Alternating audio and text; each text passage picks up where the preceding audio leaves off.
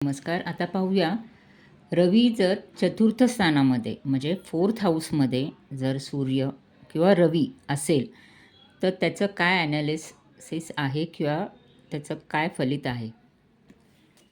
चौथ्या स्थानातील रवी हा त्या व्यक्तीला भांडखोर, आईवडिलांचे सुख कमी व धन कमवण्यामध्ये थोडी डिफिकल्टी देतो. प्रत्येक ग्रहाला जसे चांगले किंवा वाईट फळं आहेत. जर रवीचं स्थान चांगल्या राशीमध्ये आहे, उच्च राशीमध्ये आहे, तर अशी व्यक्ती खूप उच्च कुलामध्ये जन्म घेते. पण पितृसुख कमी मिळते किंवा नष्टसुद्धा करू शकते, किंवा घरापासून पित्याला लहानपणीच दूर राहावे लागते. घरामध्ये नेहमी कलह निर्माण होणे, बालपणी खूप कष्ट होणे.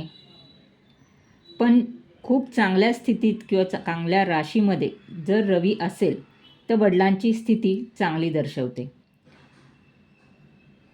लहानपण खूप छान जाते. वारसा हक्काने जमीन जुमला, घर, वाहन सगळ्याची प्राप्ती होते. म्हणजे लक्झरियस लाईफ राहते. या व्यक्ती स्वतः बागायती, शेतजमीन वगैरे ह्याच्यामध्ये खूप रस घेतात किंवा ह्यांना आवड असते. शेतीवाडीपासून सुद्धा ह्यांना खूप फायदा असतो. अशी व्यक्ती इच्छा आकांक्षा स्वतःच्या पूर्ण करतात. ह्यांना खूप उच्च वर्गातील मित्र असतात. आयुष्याचा अंतकाळ सुखात जातो.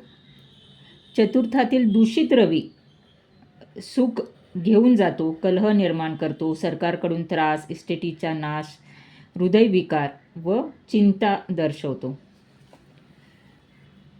अखेरचे दिवस किंवा म्हातारपण आपण म्हणू शकतो, या स्थानावरील पाहता असल्यास सत्तेवरून असताना मृत्यू, झोपेत शांतपणे मृत्यूसुद्धा दर्शवतो.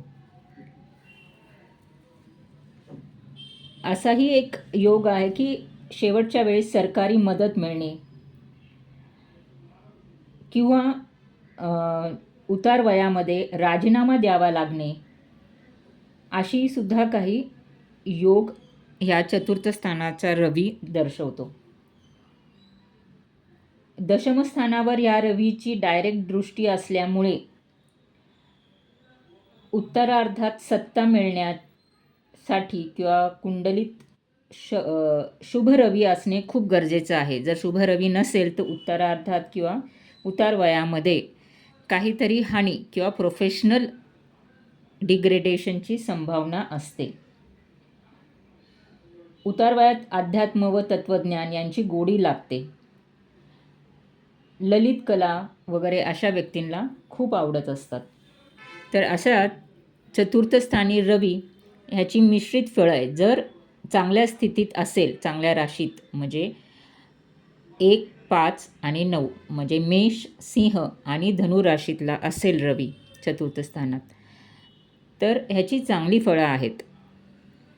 अन्यथा हा रवी त्या व्यक्तीला लहानपण कठोर व वडिलांचे सुख कमी करतो. जर असा रवी खूप चांगला असेल तर वडिलांचे सुख, वडिलांची मालमत्ता, वडिलांची नोकरी ह्याचे सर्व सुख देतो.